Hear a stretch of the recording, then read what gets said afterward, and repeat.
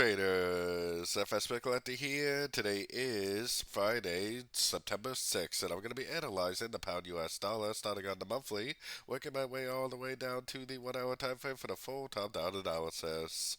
So on the pound dollar monthly, I still think this is very, very likely to go up and make an expanding flat wave C. It possibly could be a running flat wave C, which would make a lower high, but if it is an expanding flat, then it would take out both of these highs, likely go up to one of these higher Fibonacci extension levels. So let's take a look at it on the weekly time frame. On the weekly time frame, I still think this is a wave 1. I think this is a wave 2. That would make this all subdivisions of a wave 3. So like a 1 of 3, this would be a WXY 2 of 3, and this would actually very likely just continue to make higher highs, higher lows, at least on these higher time frames for a wave 3 of that wave C. So taking it down to the daily time frame. On the daily time frame, I got my Fibonacci retracement on here because I would expect this to be a wave A. I would expect this move up to actually be a wave B. But the move up is looking very sharp, and we do have non-farm payroll coming out today, so I would expect to see a proper ABC crescent like this. But with how steep this move up is, it doesn't really look like a crescent. Kind of looks like something that potentially could just keep on going upwards. To me, kind of makes sense because it is in a wave 3 on the higher time phase. Wave 3s are supposed to be the biggest, strongest wave of a trend.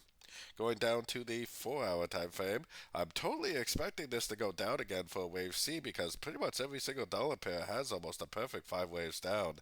You would think that it would be a wave A, you would think this move up would be a wave B, and they would get a big push down for a wave C at the non-farm payroll news, and then, maybe next week or something would be when we actually continue the uptrend.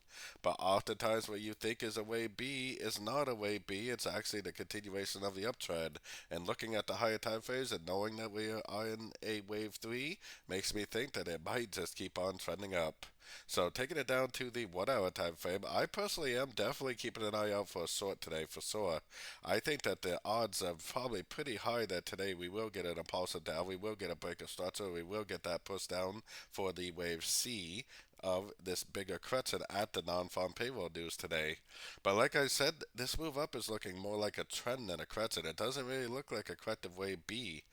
And knowing that we're in a wave 3 on pretty much all the higher time frames makes me wonder if today's news is actually just going to cause this to just keep on trending up, all just part of a big wave 3 on the very high time frames. So definitely keep an eye on it. I mean, if it does break down with some nice impulsive movement, then yeah, it's probably going down for a wave C like I showed on the higher time frames. If not, then definitely keep an eye out for this continuing the uptrend, all part of this big wave 3. So don't forget to join my free Discord group, which is linked down here in the corner. And as always, thank you and happy trading.